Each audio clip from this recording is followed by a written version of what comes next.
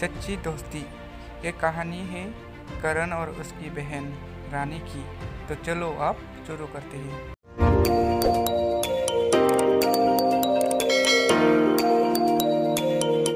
एक दिन करण और रानी अपनी गार्डन में खेल रहा था। तभी उन्हें एक कुत्ते की भौंकने की आवाज़ सुनाई दी। पहले तो उन्हें उस पर ध्यान नहीं दिया, लेकिन जब कुत्ते ने भौंकना बंद नहीं किया तो रानी देखने गई। क्यों भौंक रही हो? क्या हुआ है? लगता है कि ये ऐसा नहीं मानेगा, इसे तो मैं बताता हूँ। और फिर करण मारने लगा। रुको करण, इसी तरह किसी भी बेजुबान जानवर को मारना गलत बात है। चलो इसे अंदर ले चलते हैं। रानी पैर से उसे घर के अंदर लेकर गया, उसकी जख्म साफ किया, उसकी मरहम पट्टी की, पानी पिलाया और बहुत प्यार किया। अब तुम बिल्कुल ठीक हो जाओगे और आज से हमारे साथ ही रहोगे।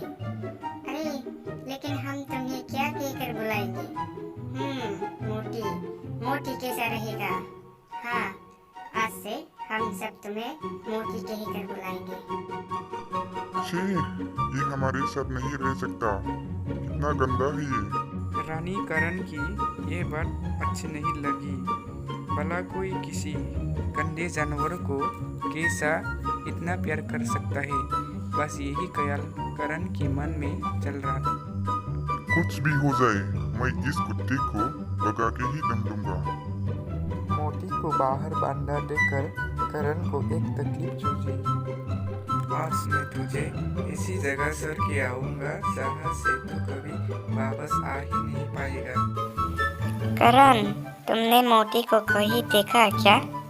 पता नहीं कहाँ चला गया। नहीं तो, मैं तो खेल रहा था। रानी रो रो के बुरा हाल था। करण को रानी के लिए दुख तो बहुत था, लेकिन वो खुश था कि अब मोटी चला गया था। रो मत रानी, हो सकता है मोटी को ही चला गया हो। वो मेरा बेस्ट फ्रेंड था। और फिर उस रात घर में एक चोर घुस आया। बचाओ बचाओ कोई। अरे ये कैसा शोर है? लगता है कोई बाहर मदद के लिए चिल्ला रहा है। करण, करण तो मैंने अभी अभी मोटी की आवाज सुनी। सो जाओ रानी, मोटी नहीं आने वाला। चलो चलकर देखते हैं। बचाओ बचाओ, मुझे इस कुत्ते से बचाओ। चलो उससे मोटी, लेकिन उसने तो कभी किसी का नुकसान नहीं किया। फिर कौन हो तुम? तभी करण की नजर उसकी साइकिल पर पड़ती है, जो जमीन पर गिरी पड़ी थी। मैं बताती हूँ, ये कोई चोर है, मेरी साइकिल चुराने आया था। क्यों, सही कह रहा हूँ ना? तुम चोर नहीं हो? अब इससे पहले कि मैं मोटी को तुम पर वापस हमला करने के लिए छोड़ दूं, चले जाओ यहाँ से। मुझे माफ कर दो रानी। माफी मांग रही हो करण?